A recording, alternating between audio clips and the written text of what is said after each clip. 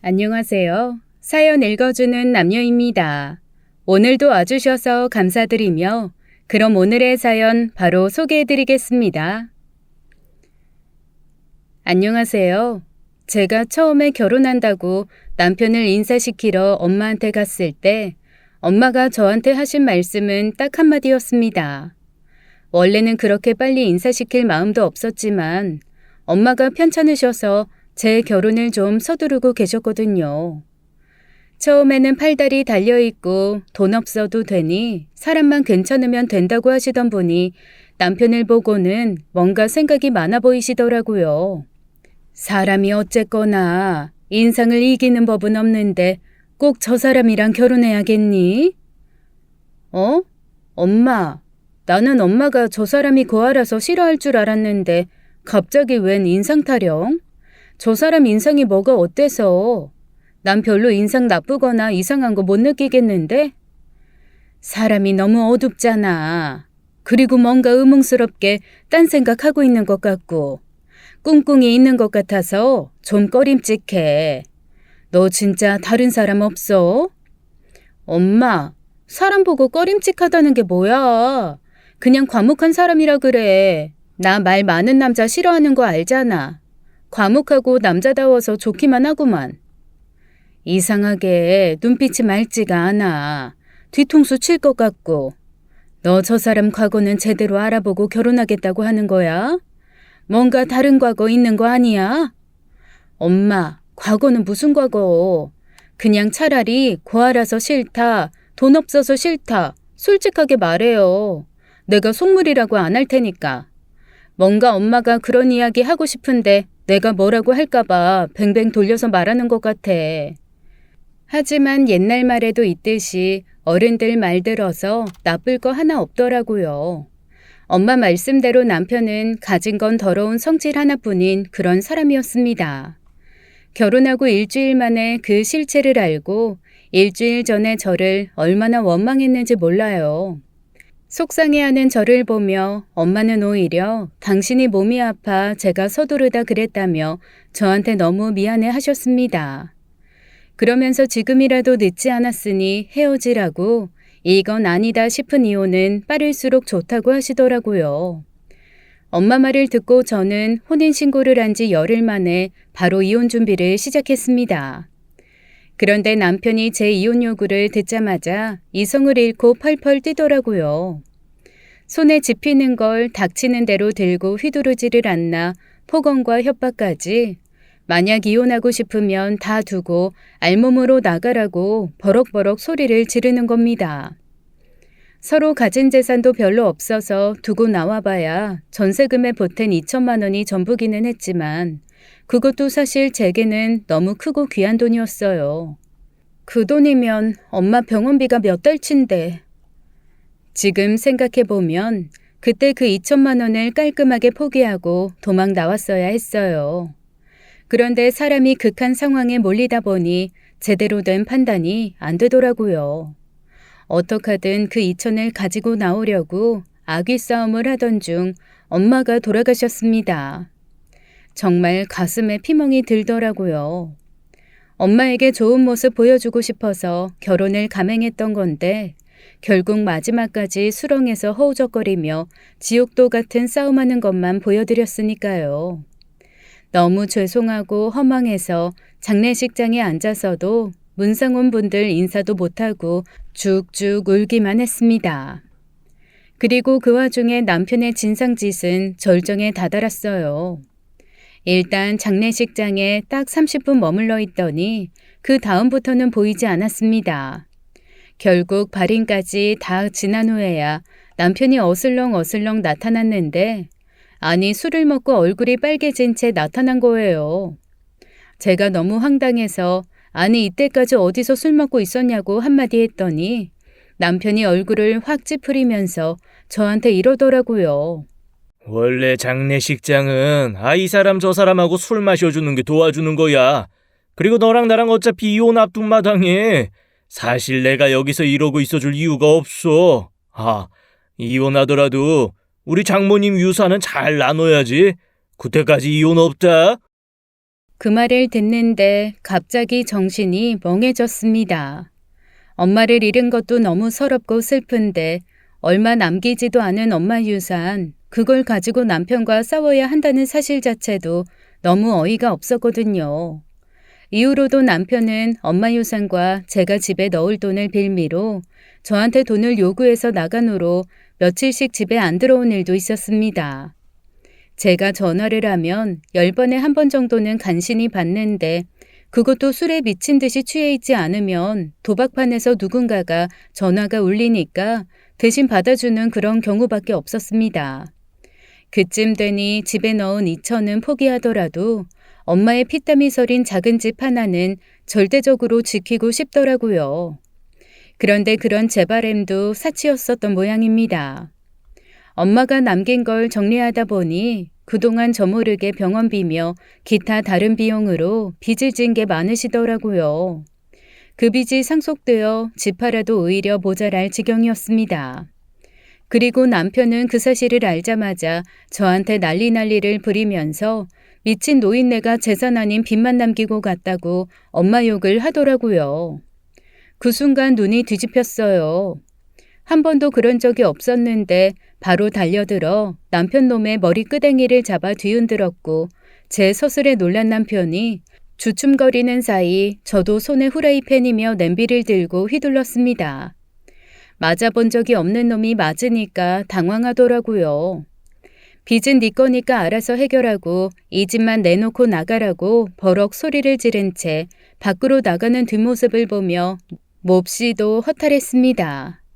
저런 빈껍데기 같은 놈한테 눈이 돌아 결혼까지 한 제가 제일 등신이죠. 그로부터 며칠간 남편은 집에 들어오지 않고 저는 조용히 엄마 빚을 정리할 방법을 찾기 시작했습니다. 집도 나가려고 짐을 챙기고 있는데 어느 날 한 여자가 집으로 찾아오더라고요. 배가 남산만큼 부른 그 여자는 절 보더니 다짜고짜 뺨을 때리면서 자기 남편 어딨냐고 어디다 빼돌렸냐고 고래고래 소리를 지르더라고요. 남편이라니 그게 무슨 소리예요? 어쭈 발뺌한다 이거지? 나 다 알고 왔어. 네가 내 남편 꼬셔서 살림 차린 년 아니야?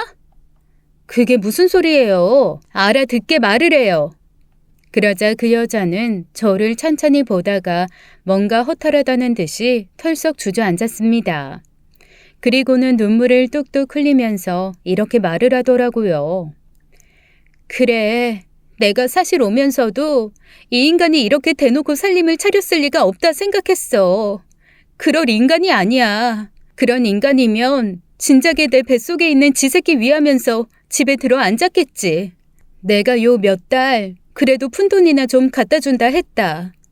그래도 처음에는 도박판에서 돈 좀 벌었나 보다 했는데 아니 갑자기 100만 원 딱 내놓고 이걸로 앞으로 애 키우고 살려길래 이건 또 미친 개소린가 했지. 뭐?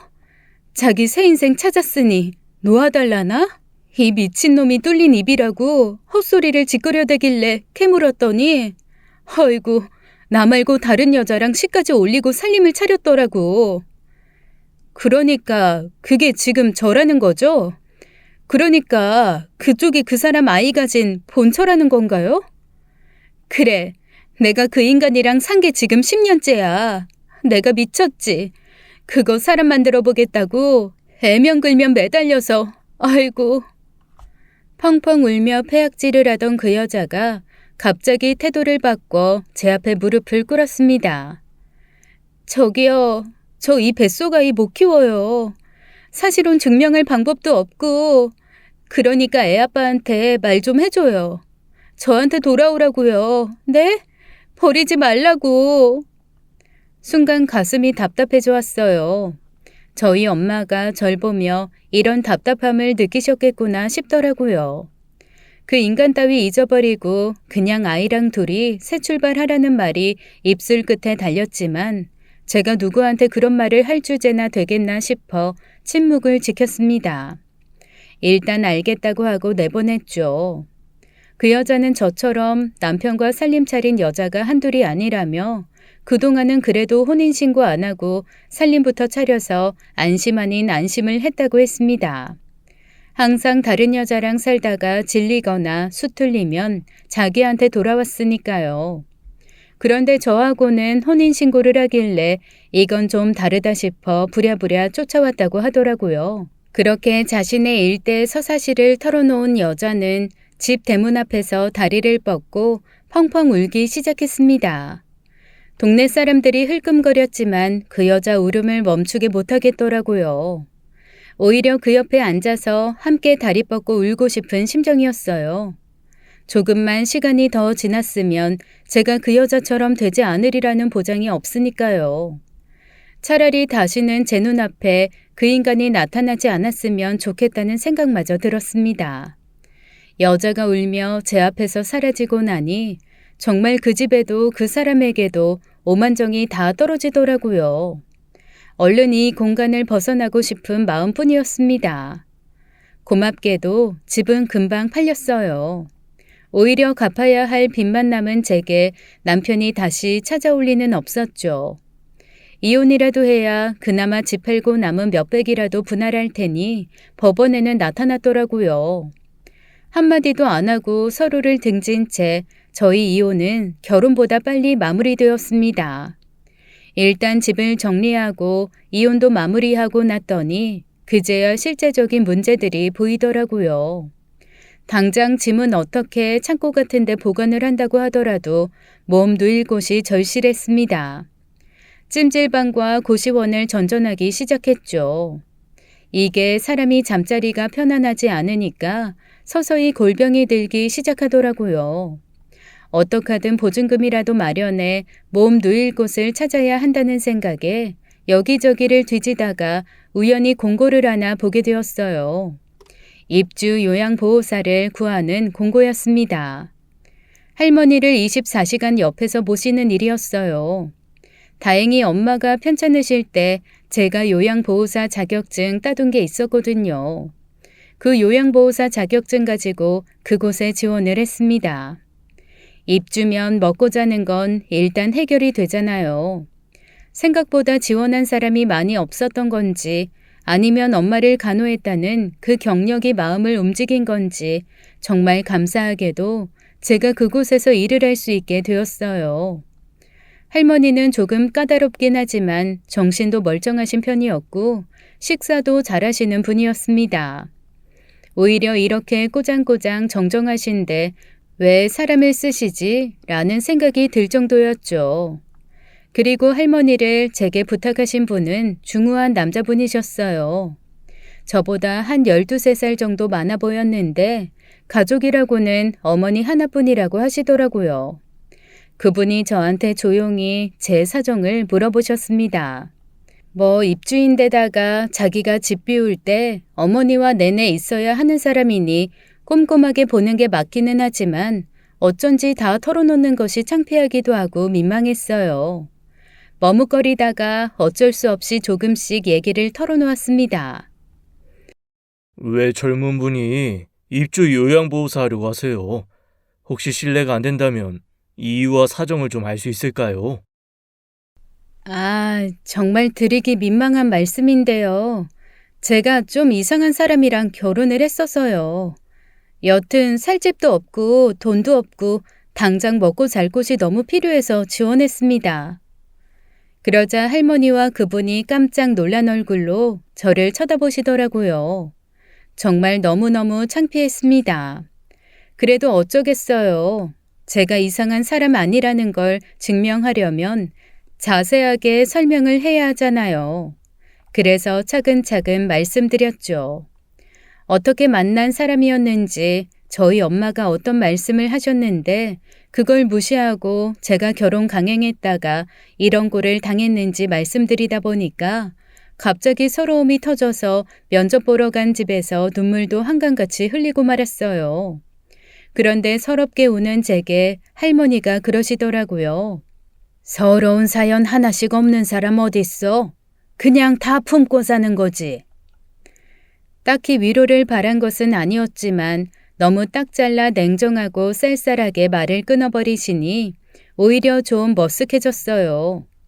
옆에 있는 아드님이 눈치를 보시면서 그러시더라고요.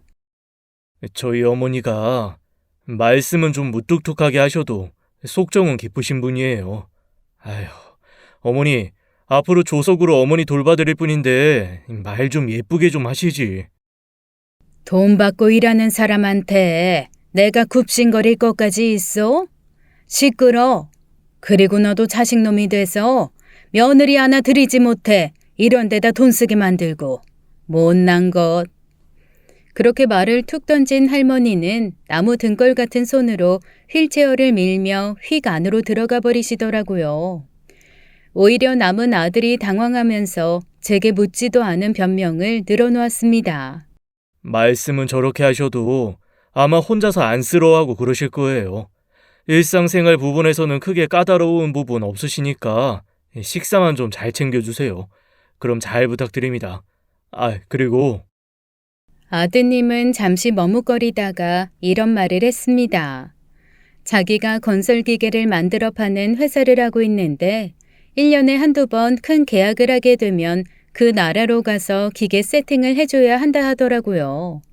하긴 운전 드륵해서 움직일 수 있는 기계도 아니고 건물 짓느라 땅에 박기도 하고 큰 자재 움직이는 기계인데 그런 과정이 필요하기는 하겠죠. 이번에는 좀 큰 공사라 4달 정도 출장을 가야 해서 어머니를 돌봐줄 사람을 서둘러 구했다고 했습니다. 어머니가 매일 아침 10시부터 2시까지는 근처 노인대학을 다니세요. 뭐 대학이라고는 하지만 그냥 옛날로 치면 양로원이죠. 거기에 모셔다 드리고 근처에서 시간 보내시고 점심 드시고 2시에 다시 모셔오면 됩니다. 이후에는 좋아하는 드라마 틀어드리고 약 챙겨드리고 저녁에는 8시 정도부터 주무시니까 5시 반쯤 저녁 식사 가볍게 챙겨주세요. 아드님이 참 꼼꼼한 성격이더라고요. 자기 엄마의 스케줄서부터 혹시 편찮으시면 전화할 곳, 모시고 갈 병원, 하다못해 즐겨 입으시는 옷 브랜드까지 아주 상세히 며칠에 걸쳐 제게 알려주었습니다. 이렇게 꼼꼼하신 분이 왜 결혼도 안 하고 여태 혼자이실까 궁금할 정도였어요. 출장 가기 전 일주일 정도 바짝 붙어서 시간을 같이 보내다 보니 점점 그런 생각이 더 깊이 들더라고요. 제 그런 마음을 읽기라도 한 듯 그분이 씩 웃으면서 마지막 날 이렇게 말했습니다. 참 꼼꼼하다. 이런 놈이 왜 장가도 못 가고 이러고 있을까? 뭐 그런 생각하시죠? 살짝 당황스러웠어요. 생각을 들킨 게 너무 민망했거든요. 제가 얼굴이 빨개진 채 변명을 늘어놓자 그분이 먼 산을 보면서 얘기를 하나 해주시더라고요. 참 사연 없는 사람 없다더니 이 집 사연도 만만치는 않았습니다. 저희 어머니 사실 제 친엄마가 아니에요. 네? 친엄마가 아니라고요? 중간중간 느끼셨겠지만 아주 약하게 치매가 오신 상태인데 그럴 때마다 저한테 하는 말 이상하셨죠? 이제는 이해가 좀 되시죠? 그 말에 저는 조용히 고개를 끄덕였습니다. 안 그래도 좀 이상한 구석이 있었거든요. 평소에는 그래도 아들한테 살갑게 대하시는 분이 한 번씩 이유 없이 기분이 상하거나 토라지면 그렇게 험한 소리를 하시는 겁니다. 그래봐야 남이라는 둥, 내 아들은 따로 있다는 둥, 남인 네가 날 버리면 나는 당할 수밖에 없다라는 말까지 두서없이 쏟아내시더라고요. 대체 아들한테 저런 못된 말과 험한 말을 하실까라는 생각을 하고는 했습니다만 티나게 궁금한 내색을 드러내지는 못했죠. 저 중학교 1학년 때 부모님 이혼하시고 들어오신 새엄마예요. 그러면서 짧게 들려준 어머니 얘기는 그 자체로도 마음이 짠한 것이었습니다. 딸 셋을 낳고 죽을 고비 넘기며 낳은 아들이 돌을 넘기지 못하고 세상을 떠났다네요. 이유도 모르고 그냥 시름시름 알았다는데 할머니의 시댁에서는 칠대손 귀한 아들 잃은 죄인 같은 며느리 취급을 하며 그야말로 맨몸으로 내쫓았대요. 딸 셋 얼굴도 못 보게 하고 내쫓은 후에 집에 찾아올까봐 어느 날 야반 도주까지 했다고 했습니다. 그때부터 아마 넋을 놓고 그냥 멍하게 사셨나 봐요. 그걸 동네 오빠인 우리 아버지가 본 거죠. 아, 같은 동네 사셨나 봐요. 어렸을 때부터 귀여워하던 동생이 그렇게 폐인처럼 살고 있으니 일단 애라도 살려야겠다 싶으셨대요. 저도 나중에 커서 들었어요. 어쩐지 분명 새엄마로 온 것 같기는 한데 1년을 아무것도 안 하고 방에만 있어서 어린 마음에도 진짜 이상하게 생각했거든요. 1년을요? 방에만 계셨다고요? 부모님도 일찍 여의고 오직 의지할 곳이라고는 남편과 시댁분이었던 주인집 어르신은 멱살 잡혀 끌려오듯 이 집으로 왔다고 했습니다. 하지만 1년은 정말 반송장처럼 멍하게 주는 밥 조금 먹고 방 안에 틀어박혀 꼼짝도 안 하셨대요. 그동안 주인집 아들의 아버지도 별다른 말도 요구도 없이 기다리기만 하셨다네요. 사실 제 친엄마가 아주 쌀쌀맞고 감정이 없는 그런 분이었어요. 제가 넘어져서 피를 철철 흘려 울부짖어도 두 발짝 떨어진 곳에서 일어나 일어나 이 말만 하지 와서 일으켜주는 법도 없는 그런 분이었거든요. 아버지랑도 집안끼리 약속으로 만난 거라 딱히 정이 있었던 것도 아니었고 그렇다 이혼하신 거라 사실 엄마 정을 몰랐습니다. 아이고, 크면서 많이 외로우셨겠어요. 세상에, 넘어졌는데 일으켜주지도 않다니. 그런 엄마랑 헤어지고 아버지가 새엄마 모시고 온 분이 이번에는 무심한 걸 넘어서 아예 무감한 사람인 걸 보고 어린 마음에도 난 진짜 엄마 복은 없나 보다 하고 말았죠. 정말 그랬겠네요. 아버지도 좀 원망스럽고. 그때는 사실 어려서 원망스럽다 이런 생각도 없이 에휴 포기하자 뭐 그런 마음뿐이었는데 어느 날 그 마음에 싹 무너지는 계기가 있었어요. 계기요? 제가 농구를 하다가 발톱이 빠져서 양말이 뻘겋게 된 채 쫄뚝쫄뚝 집에 온 적이 있어요. 아이 사내 놈들 한 번씩 다 그러잖아요. 그런데 평소처럼 방에 멍하게 앉아있던 분이 피 배어나온 양말 신고 쩔뚝이며 집에 들어온 저를 보자마자 뛰어나오시는 거예요. 그리고는 이발을 하고 어떻게 집에 온 거냐, 괜찮냐, 정말 걱정을 쏟아내며 우시는데 그날부터 저희 어머니, 저한테 친엄마가 되셨죠. 딱 그날부터였다고 했습니다. 주인집 아들의 발톱이 빠진 걸 보고 할머니는 자기 발이 다친 것 마냥 아파하고 속상해 하셨대요. 그리고는 나중에 그러시더랍니다. 살 의욕도 없고 아무 생각도 없는데 왜 피 묻은 양말 신고 오는 널 보고 순간 내 새끼 발 어떡하나 하는 생각이 들었는지 몰라. 내가 산송장처럼 멍하게 있던 시간 동안에도 꼬박꼬박 식사는 하셨나요? 물어봐주고 이거 재밌어요, 저거 재밌어요 얘기해주고 학교에서 있었던 일 말해주는 네가 내겐 힘이었나 봐.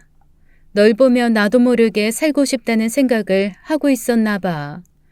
그런 네가 다쳐서 들어오는 걸 보는데 정신이 확 나더라. 내 새끼 아프면 안 돼 생각이 들고. 그 얘기를 듣고 아드님은 엄청 울었대요. 그리고 그날부터 세 식구는 모두가 부러워하는 오붓한 가족이 되었다고 했습니다. 낭비했던 시간을 보상이라도 하려는 듯 주인집 할머니는 최선을 다해 아내 노릇, 엄마 노릇을 하셨대요. 10년 전 돌아가신 아버지도 마지막까지 어머니에게 감사해 하셨다며 말하면서 눈물을 다 글썽이시더라고요. 그런데 그렇게 애써서 가족을 돌보시던 분이 갑자기 왜 아드님을 남 취급하시는 거예요? 초기 치매 때문에 그러시는 거예요? 그러신 것 같아요. 아버지 돌아가시고 얼마 후부터 자꾸 이상한 말씀을 하시더라고요. 처음에는 쇼크 때문에 일시적 선망이 와서 그런 줄 알았는데 검사 결과 치매가 진행 중이었어요. 다행히 속도가 빠른 건 아니어서 뇌 영양제 드시고 스트레스 안 받고 하시면 괜찮은데 한 번씩 저희 집으로 오기 전 그 상황으로 돌아가시는 것 같아요. 아, 그 시집살이 심하게 하셨던 그 집이요? 그래서 아드님한테 자꾸 남이라고 하고 그러시는구나. 네, 그것만 조금 신경 써주세요. 사실 집 얘기라서 상세히 하는 것도 좀 민망했지만 그래도 어머니 상태 정확하게 아셔야 돌봐드리기 편할 것 같아서 말씀드려요. 잘 부탁드립니다. 그렇게 아들은 제게 몇 번이고 잘 부탁한다는 말을 남기고는 출장을 떠났습니다. 일은 사실 크게 힘들지 않았어요. 노인대학에서 보내시는 시간이 있으니 나름 자유시간도 있었고 일주일에 한두 번 정도 악몽을 꿔서 밤에 저를 부르시기는 했지만 8시부터 다음날 오전 5시 정도까지 통잠을 주무셨거든요. 오히려 이곳에 들어오기 전보다 훨씬 더 편안하고 행복했습니다. 게다가 과거와도 현재와도 접점이 없는 제가 옆에 있으니 아들을 보며 과거를 떠올리는 일도 적어지셔서 그런가 치매 증상도 크게 나타나지 않았고요. 언젠가부터 활기도 더 생기시고 젊어지시기까지 하더라고요. 어르신, 이렇게 기운 넘치셔서 너무 다행이에요. 응, 이게 다 우리 아들 덕이지. 그럼요, 아들 덕이죠. 아드님이 멀리서 일하면서도 얼마나 어머니 걱정을 하고 생각하시는데요. 응? 우리 아들이 멀리서 일해? 아닌데, 가까이에 있는데. 가까이에요? 아, 그럼요. 가까이에 있죠. 늘 마음속에 있으면 가까이 있는 거죠. 아니야, 무슨 소리 하는 거야. 우리 아들 노인대학에 있어. 나 만날 아들 보러 거기 가는 건데 무슨 소리야. 조만간 내가 집에서 같이 살 거야. 네? 그게 무슨 소리세요? 아드님 지금 오만에 가 있잖아요. 두바이 옆에 더운 나라. 예전에 할머니 남편분도 거기서 일하신 적 있었다면서요. 가보신 적 있죠? 오만. 거기서 바닷가 거북이 보고 모래바람 엄청난 거 겪으셨다고 했잖아요. 무슨 소리야? 그런데 아줌마는 누구예요? 왜 자꾸 나한테 어르신이라고 해요? 아, 우리 시어머니가 보냈어요? 집안일 하라고? 저는 막둥이만 돌보면 되니까 위에 계집의 셋은 그러면 아줌마가 돌봐요. 순간 아차 싶었습니다. 폭력성도 없고 도둑질을 하시거나 하는 것도 아니어서 그동안 치매가 진행된 걸 미처 알아채지 못한 거였어요. 하필 연락을 해야 하는 아들은 전화도 인터넷도 잘 안 터지는 사막 한가운데로 들어가 있었고 하는 수 없이 제가 할머니를 모시고 병원을 가야 했어요. 치매는 생각보다 꽤 진행되어 있더라고요. 다행히 험한 치매가 아닌 얌전한 치매여서 그동안 큰 사건 사고가 없었던 거지 이 정도 진행이면 집을 나가 떠도시는 등의 행동을 해도 이상할 게 없다는 진단이었습니다. 그러면 제가 어떻게 해야 할까요? 일단 당분간은 환경이 크게 바뀌지 않게 옆에서 지속적으로 지켜보시는 게, 불안하시면 집안에서 케어하시는 것도 방법이고요. 지금 노인대학 가신다고 했죠? 네, 그게 큰 기쁨이시기는 한데 아무래도 당분간은 좀 쉬시는 게 나을까요? 환자 본인의 행복해하는 곳이라 딱 끊는 건 좀 아쉬우겠지만 아무래도 돌발 행동이 발생할 수 있어서요. 환자분도 환자분이지만 다른 분들이 혹시 다치시거나 그럴 우려가 있으니 당분간은 집에 계시는 게 좋을 것 같습니다. 네, 알겠습니다. 일단 의사의 말을 듣고 당분간 적어도 아들이 집에 오기 전까지는 할머니를 집에서 모시기로 했습니다. 그런데 참 이게 쉽지가 않더라고요. 대체 그 마른 몸에서 그런 힘이 어떻게 나오시는 건지 본인이 가야 할 곳을 못 가니까 떼를 쓰시는데 정말 감당하기가 어려울 지경이었습니다. 한번 마음이 틀어지니 행동도 거칠어지시더라고요. 자꾸 아들한테 가야 한다고 소리를 지르면서 저를 핥히고 괴롭히시는데 미치고 팔짝 뛸 노릇이었습니다. 뒤늦게 연락이 된 아드님은 몹시 곤란해하며 이러시더라고요. 이 현장에서 밖으로 나갈 수 있는 차가 들어오는 게 열흘 뒤입니다.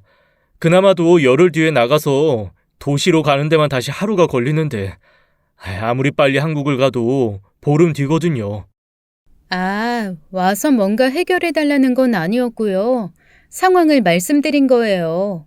일단 그래도 이것저것 판단하셔야 되니 일 마치시고 최대한 빨리 와주세요. 정말 미안합니다. 그리고 저도 최대한 빨리 가보도록 할게요. 지직거리는 현장 전화 너머로 걱정스럽게 끊기는 전화를 마지막으로 저는 다시 할머니와 단둘이 남겨졌습니다. 잠도 제대로 자지 못하고 불침번 서듯 쪽잠 자며 할머니를 돌보던 어느 날 결국 걱정하던 일이 벌어졌어요. 정말 아주 잠깐 화장실 가서 볼일 보고 나오는 사이에 집을 나가셨더라고요. 얼마나 혼비백산했는지 모릅니다. 아니 기운도 없으신 노인네가 무슨 속도가 그리 빠르신지 정말 1분도 안 되어서 뛰쳐나온 것 같은데 흔적도 없이 사라지셨더라고요. 경찰에 연락하고 제정신 아닌 채로 사방팔방 몇 시간을 뛰어다니며 찾았습니다. 땅으로 꺼진 건지 하늘로 솟은 건지 아무 데서도 찾지 못했죠. 막막함에 눈물만 펑펑 흘리며 집으로 돌아오는데 어라? 집안에서 뭔가 사람 소리가 들리더라고요. 설마 알아서 집으로 찾아오신 건가 싶어 얼른 문을 열었는데 평소 쓰던 집 비밀번호가 계속 잘못되었다고 나오는 겁니다. 누르고 또 눌러도 같은 메시지만 나오길래 미친 듯이 문을 두들겼어요. 어르신, 저예요. 문 좀 열어주세요. 몇 분을 밖에서 문을 두드리고 있자 인터폰이 켜지면서 목소리 하나가 흘러나왔습니다. 순간 저는 그대로 얼어붙고 말았어요. 거참. 아이 누군데 이렇게 남의 집 문을 시끄럽게 두들겨? 아 미쳤어? 당장 꺼져. 잠깐만요.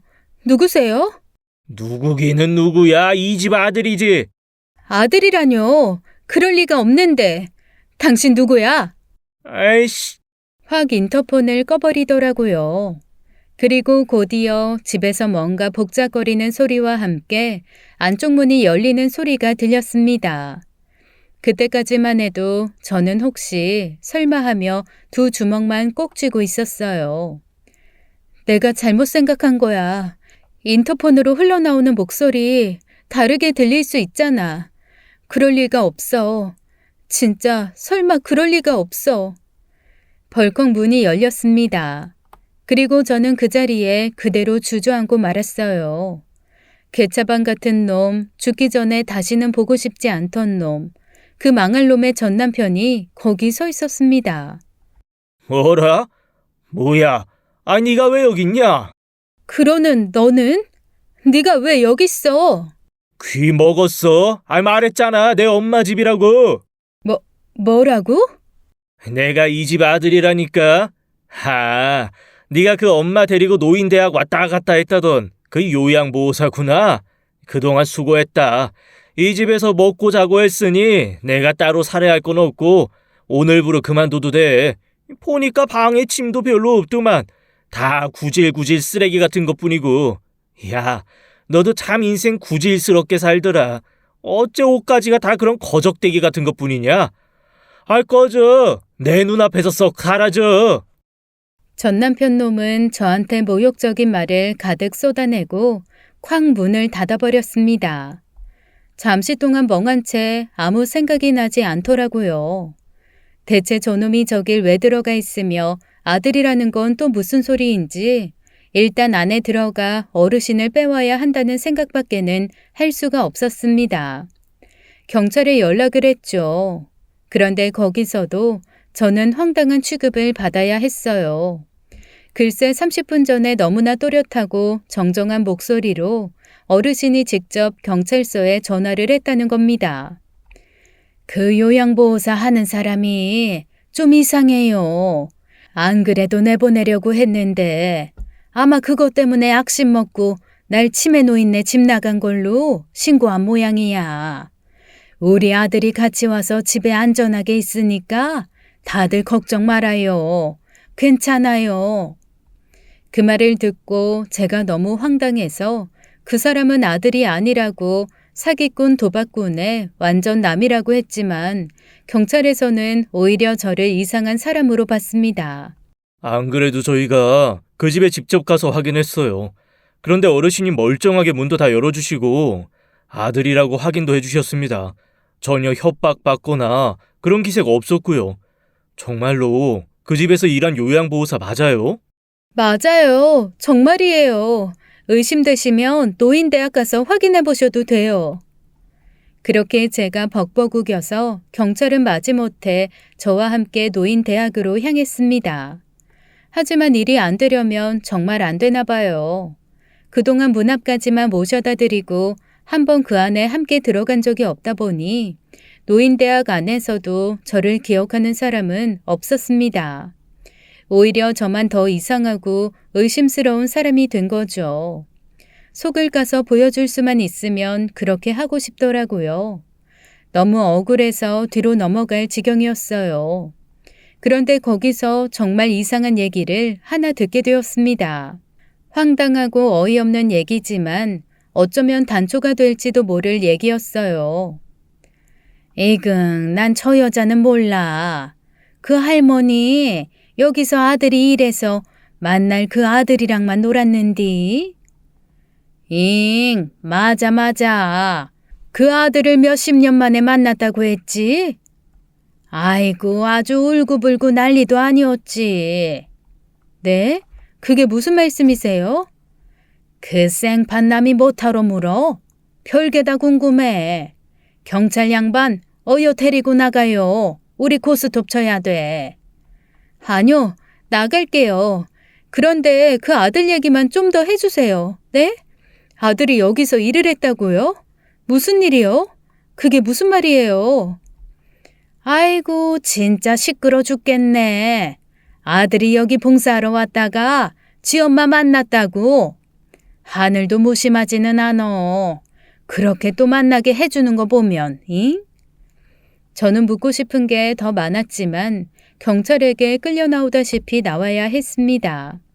다시 들어가려 했더니 이제는 노인대학 관계자가 나와서 막아서더라고요. 무슨 사정이 있으신지는 모르겠는데 그래도 실종 신고하시고 아기는 없으신데다 신고된 당사자분이 무사한 거 알아서 일단 훈방 조치합니다. 다음부터 이러시면 안 돼요. 저 진짜 그 어르신 보호자라니까요.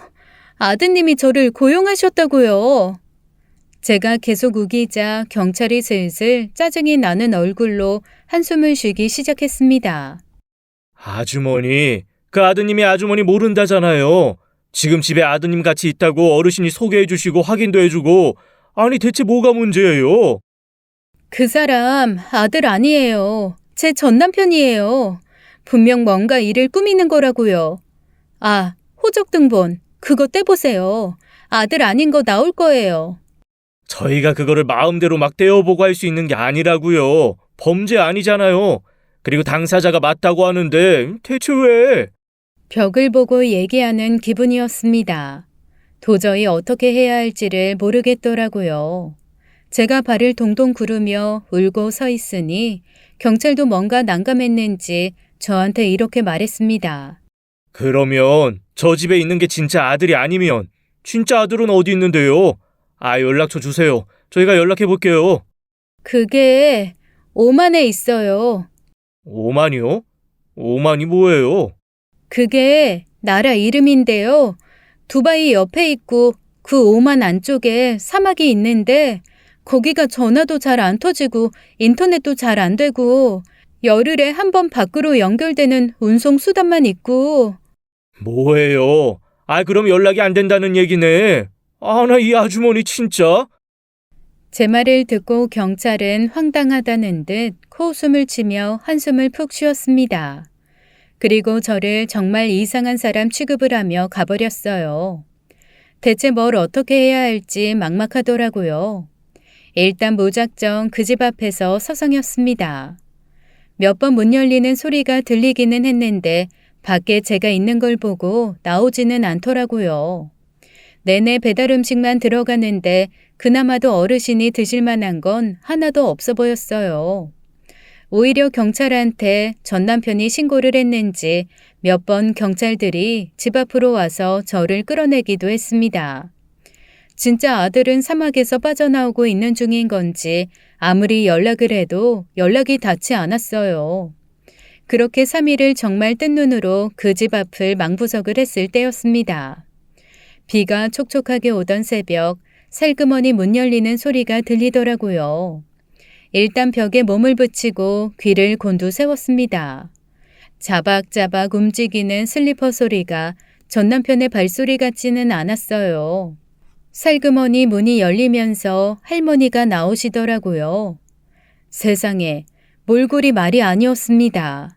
옷에는 온갖 오물이 덕지덕지 묻어 있었고 얼굴은 한 번 씻지도 못한 듯 꼬질했습니다. 그리고 눈에는 온갖 공포란 공포는 다 깃들어 있더라고요. 어르신, 괜찮으세요? 애기 엄마, 나 무서워. 나 좀 구해줘. 할머니는 정신이 오락가락 하신 듯 했습니다. 얼른 일단 그 자리를 떠야 한다는 생각에 모시고 바로 큰 길로 나왔어요. 나오는 동안에도 작은 소리만 들려도 어찌나 깜짝깜짝 놀라시는지 제가 다 불안하더라고요.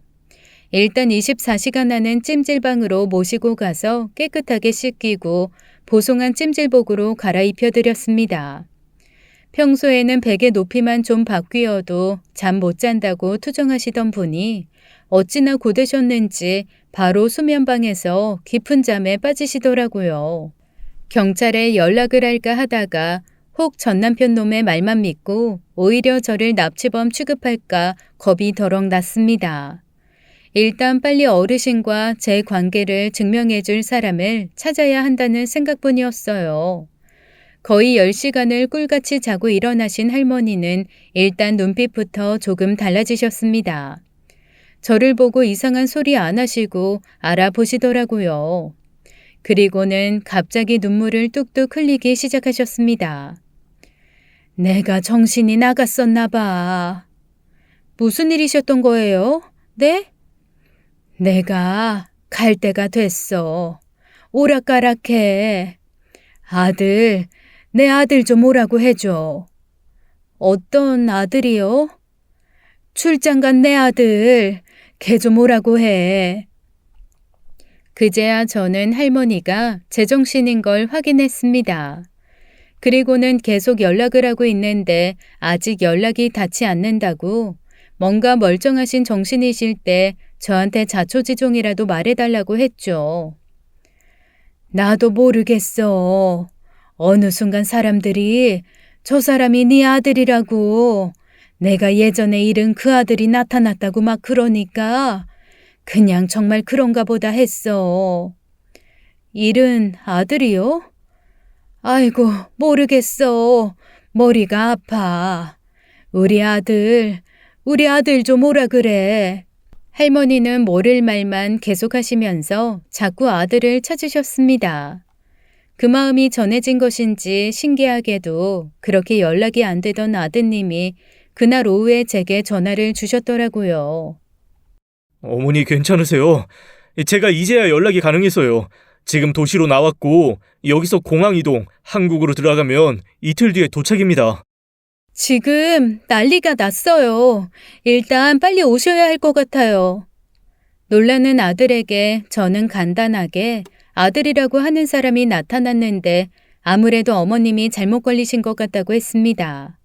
그리고 머뭇거리면서 그 사람이 제 전남편이라고 얘기를 했죠. 아들이 깜짝 놀라면서 그게 무슨 말이냐고, 그러면 지금 어디 있냐고 묻더라고요. 사실 지금 찜질방에 일단 와 있는데 아무래도 어르신 불편하시니까 호텔로 옮기려고요. 지금 여기서 호텔 예약해서 문자로 보내드릴게요. 어머니 모시고 거기 가 있어요. 제가 가서 해결할게요. 아들 덕에 저랑 어르신은 무사히 아늑한 호텔로 거처를 옮길 수 있었습니다. 그 미치광이 같은 놈이 사방 쑤시고 다니면서 저랑 어르신을 찾을 것도 같고 그 성질에 수틀렸다 싶으니 집에 있는 폐물이며 현금 들고 튀었을 것도 같았어요. 하지만 일단 아들이 오기 전까지 어르신을 안전하게 모시는 게 제 임무였죠. 첫날 같은 하루가 지나고 시간이 흘러 아드님이 도착한다는 날이 오기는 하더라고요. 공항에서 내리자마자 바로 경찰을 대동하고 호텔로 찾아온 아들은 자기 엄마를 품에 안고 펑펑 울기 시작했습니다. 아이고, 우리 엄마. 고생하셨어. 고생했어요. 이게 뭐야? 얼굴이 완전 쭈그렁 노인네가 되었잖아. 노인네니까 노인네 된 거지. 그나저나 넌 일은 다 보고 온 거야? 내가 정신이 오락가락해서 너한테 폐만 끼친다. 여기 선생님한테도 그렇고. 무슨 소리예요? 엄마가 뭐 잘못한 게 있다고. 그나저나 고맙습니다. 어머니 옆에서 진짜 안 계셨으면 큰일 날 뻔했어요. 그때부터는 모든 것이 일사천리였습니다. 저는 어르신을 모시고 있느라 나중에 전해 들었죠. 일단 경찰과 함께 집 문을 따고 들어갔을 때 안에서 벌어진 행태는 아주 가관이었다고 하더라고요. 그동안 혈안이 돼서 경찰이 찾고 있던 핵심 도박꾼들이 다 모여 신나게 도박판을 벌리고 있다가 딱 걸린 겁니다. 당연히 도박 자금은 집안에 있던 현금과 폐물들이었죠. 사업하시는 분이라 집에 현찰도 꽤 있는 편이었고 할머니가 젊은 시절 하셨다는 보석들도 있었거든요. 다행인 건 그 도박꾼들이 그 안에서 몇 날 며칠 밤새고 술 마시며 도박하느라 그 돈과 폐물이 다 그 안에서만 돌고 돌았다는 거였습니다. 100%는 아니었지만 대부분 회수가 가능했고 우르르 잡혀 들어갈 수 있었다네요. 나중에 알게 된 자초지종은 이랬습니다. 이 망할 인간이 젊은 여자 등쳐먹고 살다가 그것도 잘 안 되고 자기 잡겠다고 눈에 불을 켠 여자들이 한둘이 아니니 슬그머니 몸 숨긴다고 선택한 게 노인 대학이었던 거예요. 그 안에서 돈 많고 홀로 된 노인네 슬슬 꼬셔서 용돈이라도 받아내볼까 했던 거죠. 천성이 사기꾼이라 어머니 하면서 착착 앵겨붙으니 잡일에 청소하는 사람이었어도 사랑을 받았던 모양입니다. 그러다 레이더에 딱 걸린 게 제가 모시던 어르신이었던 거죠. 아마 입에 발린 소리로 어머니 하던 어느 날 어르신이 그 순간 치매기가 확 올라오면서 그 사람을 덥석 잡고 우리 아들이라며 펑펑 우신 모양입니다. 그러면서 속인 얘기를 쏟아내신 거죠. 네가 안 죽은 줄 알았다서부터 망할 시부모 때문에 널 두고 나왔다. 누나들은 잘 있냐? 그 얘기를 쭉 들으면서 이 사기꾼 놈이 그때부터 시나리오를 짠 겁니다. 여기저기에서 들은 얘기 짜맞추고 대충 고향 오피스탁에 둘러대면서 어르신이 제정신일 때 눈물 콧물 쏟으면서 마음을 휘저은 거죠. 주변 할머니 할아버지들이 드라마 보듯 아들 찾았네 아들 찾았어 하며 똑같이 없는 정신에 부추기니 이 어르신이 그냥 얼레벌레 넘어가신 겁니다. 이래서 늙으면 가야 하나벼. 내가 그래도 젊은 시절에는 총명하단 소리 많이 들었는데 파도에 거북이 떠가듯이 그냥 훌훌 그렇게 가버렸어. 가물거리기도 하고 나한테 엄마 하면서 보고 싶다 울고 그러니까 정말 아들인가 그랬지. 사실 들으면서도 이해는 안 되었지만 납득은 되었습니다. 노인들을 살펴드리다 보니 자연스레 알게 되는 것들이 있기는 했거든요. 내 몸이 내 맘대로 안 되는 것처럼 이성적인 판단이나 생각도 내 기준에 맞춰 움직이지 않을 때가 있다는 것 말이죠. 어르신도 아마 그랬나 봐요. 그 얘기를 들으며 아드님이 몹시 마음 아파하시더라고요. 자기가 혹시 잘못해서 어머니가 옛날 아들을 그리워하시는 건 아닌지 이래야 한다고 어머니를 방치한 건 아닌지 말입니다. 그래서 제가 위로 아닌 위로를 하며 이렇게 말씀드렸어요. 아니에요. 그건 그냥 어머니로서 남아있는 그리움의 본능 같은 거고 어르신에게 진짜 아들은 키운 종으로 뭉친 아드님 한 분뿐이에요. 가장 정신없고 아프고 힘들 때 꼭 저한테 찾아달라고 연락해달라고 부탁하신 분은 외국 나가 있는 아드님이었어요. 아주 콕 집어서 외국 나가서 일하는 우리 아들 찾아달라고 그러셨는걸요. 제 얘기를 듣고 아드님이 한참을 울더라고요. 그리고 저한테 이런 제안을 하셨습니다. 안 그래도 제가 이번에 큰 결심을 한 게 있습니다. 언제까지 계속 외국 갔다 왔다 하면서 어머니를 둘 수 없겠어요. 동업자한테 사업 넘기고 어머니 옆에서 할 수 있는 다른 사업을 좀 하려고요. 어머, 잘 됐네요. 아무래도 어르신이 그러면 좀 더 안정적이실 수 있겠어요. 오래전부터 생각했던 건데 어머님 또래 어르신들 요양도 하시고 놀기도 하시는 단기 요양원 겸 어르신 놀이터 하나 만들어서 운영하고 싶습니다. 노인대학까지는 아니고 신개념의 노인정이라고 생각하시면 될 것 같아요. 그거 좋네요. 어르신들이 댁에만 계시면 오히려 더 우울해하시고 건강이며 정신이며 더 빨리 늙으시기도 하거든요. 정말 좋은 생각하신 것 같아요. 그래서 말인데요. 저는 평생 돈 벌고 사업 벌릴 줄만 알았지. 사실 노인 산업, 그런 돌봄 운영은 영 젬병이라서요.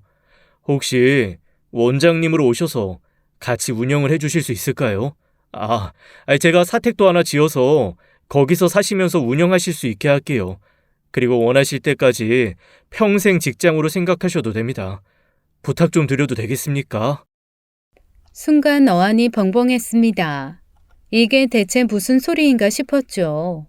불과 몇 달 전까지만 해도 몸 누일 곳 없이 하루 잘 곳을 걱정하던 저였으니까요. 아니 며칠 전까지만 해도 다시 제 눈앞에 나타난 전 남편 놈 때문에 이 지옥 같은 인생이 언제쯤 내게 빛을 보여주려나 가슴 쥐어뜯었는데 대체 이게 무슨 소리인가요? 잠시만요. 그러니까 지금 저한테 부탁드리는 겁니다. 그리고 그 아들 사칭했던 전 남편이라는 사람 아주 지은 죄가 다채롭고 화려하던데요. 아마 쉽게 나오기는 힘들 거고 만약에 나온다 하더라도 접근 금지서부터 시작해서 다양한 방법으로 근처에 얼씬거리는 거 막아드릴게요. 제가 먼저 세상 떠나게 돼도 그건 제가 처리해놓고 갈 테니 걱정하지 마시고요. 갑자기 온몸에 긴장이 풀리면서 눈물이 왈칵 쏟아져 나왔습니다. 얼른 고개를 끄덕였죠. 이런 행운을 안 잡을 수는 없잖아요.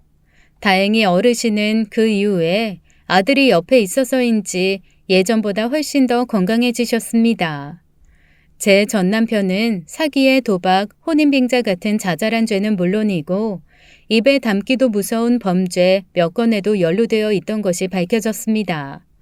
게다가 책임지지 못할 아이는 이 여자 저 여자 건드려 3명이나 낳았더라고요. 그나마 어디 숨으려고 마련했던 건지 작은 아파트 한 채 있던 것마저 그 세 아이에게 나누어 주어야 하는 상황이 되었다고 합니다. 한마디로 손에 쥔 거 하나 없이 알몸으로 죗값 치르러 들어가게 된 거죠. 사실 그 얘기도 사건 조사차 저를 인터뷰한 검사님께 들었지만 별로 궁금하지도 않기는 했어요.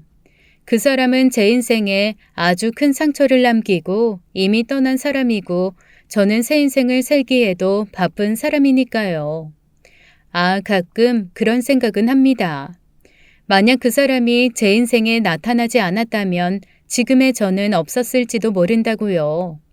그냥 아픈 엄마 간호하다가 그저 그렇게 평범하게 살았겠죠.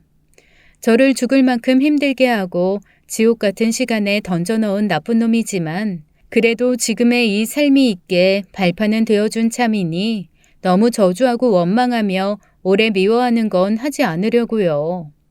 사실 그런 찌질한 과거에 매여 있기엔 아까울 정도로 요즘의 삶이 너무 즐겁거든요. 아드님은 정말 제게 모든 것을 맡겨주었습니다. 하다못해 어르신들이 즐기는 프로그램에서부터 내부 인테리어, 고용하는 선생님들까지 모두 제 의견을 우선으로 따라주시더라고요. 게다가 제가 살 사택은 어찌나 아담하고 예쁘게 지어주셨는지 믿겨지지 않아서 몇 번이고 제 허벅지를 꼬집고 또 꼬집었다니까요. 그렇다고 저희가 로맨틱한 관계로 발전한 건 아닙니다. 뭐랄까 남녀 사이라기보다는 정말 오빠와 여동생 같은 관계가 되었어요. 어르신도 저를 딸처럼 생각하셔서 가끔 선생님이 아닌 제 이름을 부르면서 꼭 안아주시거든요. 나 죽고 쟤 죽더라도 이상한 놈 만나서 또 헷가닥하지 말어. 우리 선생님은 남자만 조심하면 만사 오케이요. 장난 반 진담 반으로 제게 이런 말을 해주시며 토닥이시곤 하는데 마치 돌아가신 엄마가 안아주는 것 같아 혼자 울컥한 적도 여러 번 있었습니다. 요즘 저는 어르신들과 보내는 시간도 행복하고 난생 처음 제가 고민하고 뭔가 운영하는 것도 짜릿하고 즐겁습니다. 이 행복을 꼭 오랫동안 지켜내고 싶어요. 지금까지 사연 읽어주는 남녀였습니다. 끝까지 시청해주신 여러분 감사드리며 저희는 다음 사연으로 돌아올게요. 감사합니다.